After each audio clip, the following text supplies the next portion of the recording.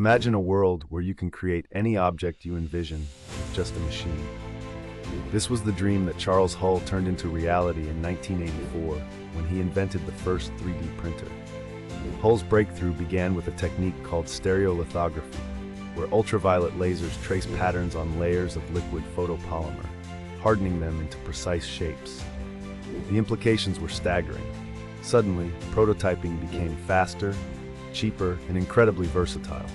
From medical implants to aerospace components, 3D printing revolutionized manufacturing, enabling unprecedented customization and rapid production. Hull's invention laid the groundwork for a future where imagination is the only limit.